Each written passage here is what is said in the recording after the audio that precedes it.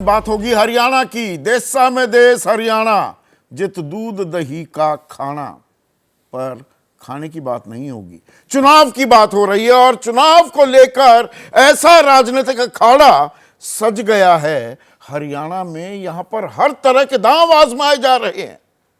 पहलवानी के अखाड़े वाले भी राजनीति के अखाड़े में कूद रहे हैं।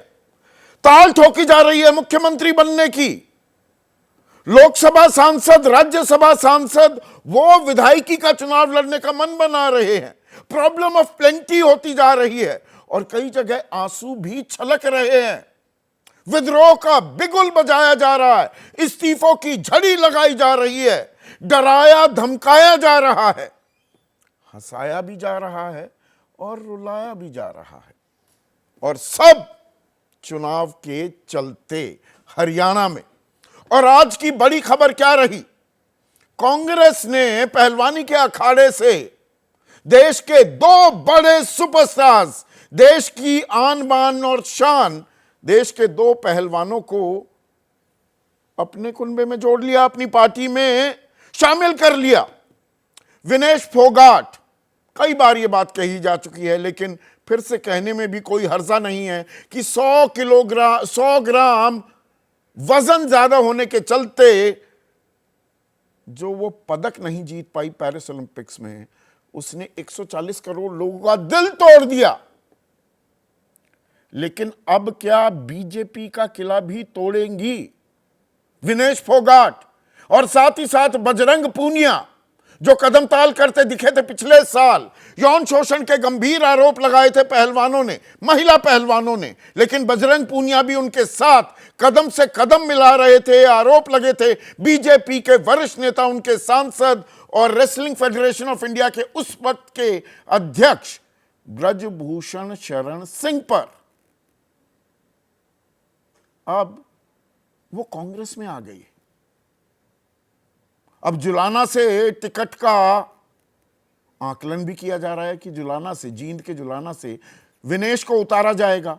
अब बजरंग भी उतरेंगे या प्रचार करेंगे सिर्फ, यह देखने वाली बात है। और क्या यह गेम चेंजर साबित होगा कांग्रेस के लिए? क्योंकि यहां पर महिलाओं के मान सम्मान की बात है, यौन शोषण के जो आरोप जिसे लेकर अभी देश में उबाल चल रहा है, पश्चिम बंगाल को लेकर लोग आहत हैं, तो सड़कों पर घसीटा भी गया था विनेश फोगाट को, महिला पहलवानों को, जब वो इंसाफ की गुहार लगा रही थी। पर उन्हें एक राज्य के, एक खास समुदाय के होने, राजनीति से प्रेरित होने के तमाम आरोप लगे थे। तब सब शांत थे, लेकिन संवेदनाओं का एक ज्वार भी फूटा पिछले महीने जब वो पदक से चूक गई। तो आज कहानी में ट्विस्ट आ गया है क्या? और इससे राजनीति में कितना बड़ा ट्विस्ट आएगा, यह देखने वाली बात है। और विनेश फोगाट ने क्या कहा आज कांग्रेस में जब वो शामिल हुई कि बुरे टाइम में पता चलता है कि आप कौन हैं। बीजेपी को छोड़कर बाकियों ने, सभी ने समर्थन किया, बाकी राजनीतिक दलों ने। कुश्ती तो मैं जंतर मंतर पर ही छोड़ सकती थी, लेकिन बीजेपी ने उस टाइम कहा ये फूके हुए कारतूस हैं, चुके हुए कारतूस, ये बातें कही गई थी। यह भी कहा गया ये नेशनल खेलना ही नहीं चाहती, ये बचना चाहती है, ये ट्रायल नहीं देना चाहती, ये बचना चाहती है कि सब कुछ किया। फिर कहा ये ओलंपिक खेल ही नहीं पाएगी। खेली 53 किलोग्राम की जगह बल्कि 50 किलोग्राम में खेली। उसकी भी एक अलग कहानी है, उसमें बाद में कभी हम जाएंगे, तफसील से मैं आपको पूरी जानकारी देने वाला हूं उस बारे में। और ये फाइनल पहुंच गई। और साथ ही बीजेपी में, कांग्रेस में शामिल होते हुए यह भी कहा कि ओलंपिक में क्या हुआ, कैसा हुआ, विस्तार से मैं आने वाले दिनों में बताने वाली हूं। तो इस एंट्री की गूंज अभी कई दिनों तक सुनाई देने वाली है।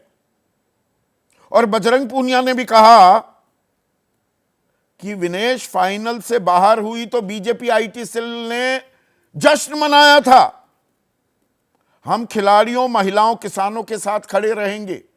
तो यौन शोषण की बात और एक किसान आंदोलन, और वहां सम्मानित भी हुई, खाप पंचायतों में भी सम्मानित हुई। तो पॉलिटिकल डिविडेंड मिलेंगे क्या कांग्रेस को?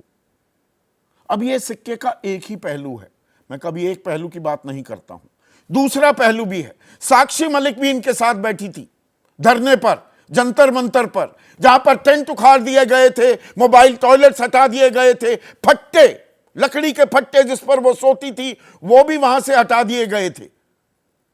तो साक्षी भी साथ थी, लेकिन साक्षी अब इनके साथ नहीं है।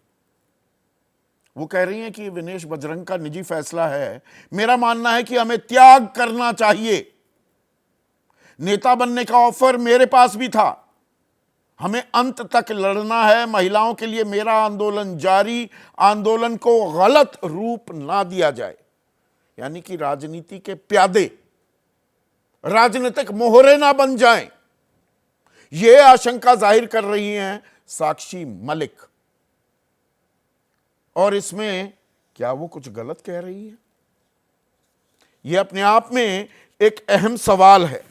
अब ऐसे में कुछ जो बयान आए हैं वो बहुत जरूरी हो जाते हैं आपके सामने रखने। ब्रजभूषण शरण सिंह कह रहे हैं कि देखिए, मैं तो पहले से ही कह रहा था यह आंदोलन राजनीति से प्रेरित था, आज पूरा देश देख रहा है, मुझे कुछ नहीं कहना। मतलब अपने आप को ही क्लीन चिट दे रहे हैं, अरे अरे ये कांग्रेस वालों ने आंदोलन कराया था। अच्छा, तो गौतम गंभीर को पार्टी में आप ले लेते हैं, विजेंद्र सिंह को अभी ले लिया, कांग्रेस से यहां बुला लिया बीजेपी ने, राज्यवर्धन सिंह राठौड़, देश का मान सम्मान बढ़ाया, रजत पदक जीत कर आए थे, मंत्री भी बनाया। तब राजनीति नहीं थी। फौज के, सेना अध्यक्ष, army chief general V K Singh को ले आते हैं, वो राजनीति नहीं हो रही, कमाल का तर्क गढ़ रहे हैं। और अभी आरोपी हैं ब्रजभूषण शरण सिंह, केस चल रहा है। लेकिन मनोहर लाल खट्टर भी क्या कह रहे हैं? यह साफ हो चुका है कि पहलवानों का आंदोलन राजनीति से प्रेरित था। अच्छा, और संदीप सिंह से इस्तीफा ना लेना, यौन शोषण के आरोपों के बावजूद, संदीप सिंह भी बेहतरीन खिलाड़ी थे, बेहतरीन इंसान साबित नहीं हुए, खिलाड़ी तो बेहतरीन थे, और आप उन्हें अभेदान सुरक्षा कवच प्रदान करते दिखाई दिए, तब राजनीति नहीं थी। अनिल विज कह रहे हैं अगर विनेश देश की बेटी से कांग्रेस की बेटी बनना चाहती है तो हमें क्या एतराज होगा? कोई एतराज नहीं। देश के बेटों, देश की बेटियों को आप अपनी पार्टी में लेकर आते हैं, तब वो बीजेपी के बेटे या बेटी नहीं होती। विजेंद्र गुप्ता बीजेपी के नेता हैं, वो कह रहे हैं ये तो होना ही था, सच सामने आ गया है। जबकि कांग्रेस के महासचिव केसी वेणुगोपाल कह रहे हैं कांग्रेस में शामिल होने पर आंदोलन को साजिश बताया जा रहा है, दूसरी पार्टियों में भी खिलाड़ी हैं, क्या वो भी साजिश है? तो अब राजनीति में जो हमारे आइकन्स हैं, स्पोर्टिंग हीरोज हैं, उनकी लानत मलानत भी हो रही है। इसी को कहते हैं वेलकम टू पॉलिटिक्स। पर इस पॉलिटिक्स में एक और खास बात हो रही है। कांग्रेसी खेमे में बल्ले बल्ले, बम बम हैं, चक दे इंडिया, चक दे हरियाणा, मल्लिकार्जुन खड़गे कहते सुनाई दे रहे हैं, हाई स्पिरिट्स में दिख रहे हैं। लेकिन एक प्रॉब्लम ऑफ प्लेंटी भी हो गई। हरियाणा में इस वक्त 3-3 रैलियां चल रही हैं, 3-3। हरियाणा मांगे हिसाब, पूर्व मुख्यमंत्री भूपेंद्र सिंह हुड्डा ये रैली कर रहे हैं, यात्राएं कर रहे हैं। कुमारी शैलजा लोकसभा की सांसद बनी है सिरसा से, अभी हाल फिलहाल में वो कांग्रेस संदेश यात्रा निकाल रही है। और राज्यसभा के सांसद हैं रणदीप सिंह हुड्डा, महासचिव भी हैं, वो परिवर्तन यात्राएं अब निकालेंगे। अरे भाई, तीनों मिलकर निकाल लीजिए।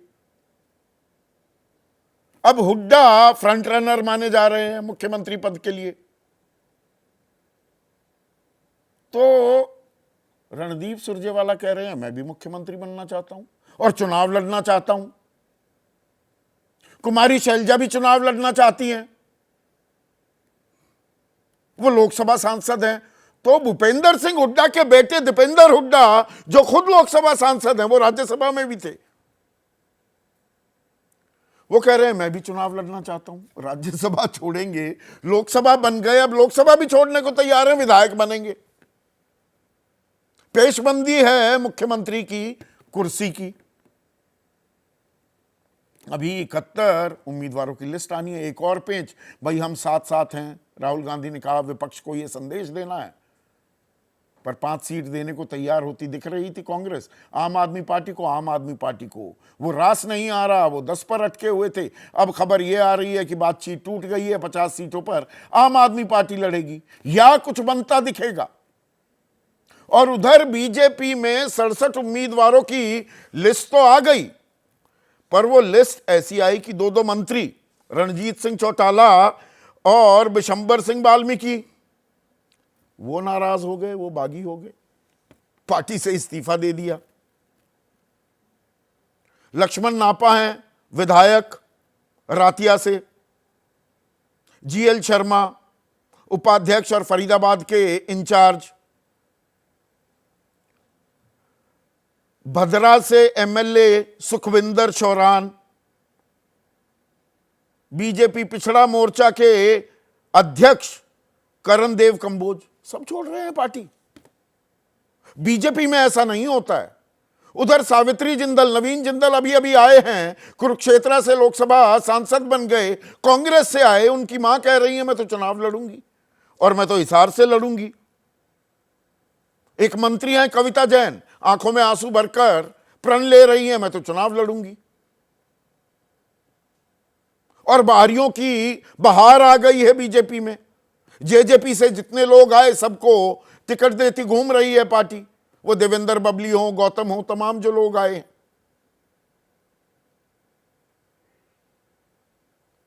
तो ये अखाड़ा और इसके दांव पेच आज हम कसौटी पर कसने वाले हैं। ऐसे में आज का सीधा सवाल, बजरंग बाण, भाई बजरंग पूनिया और विनेश आए ना, बजरंग बाण विनेश दांव, कांग्रेस पलटेगी चुनाव। 10 साल से बीजेपी की सरकार है वहां पर, और पहले ब्रजभूषण से झमेला, अब राजनीति में खेला। ब्रजभूषण से पंगा लिया, अब राजनीति में भी खेला करने घुस गए हैं क्या पहलवान।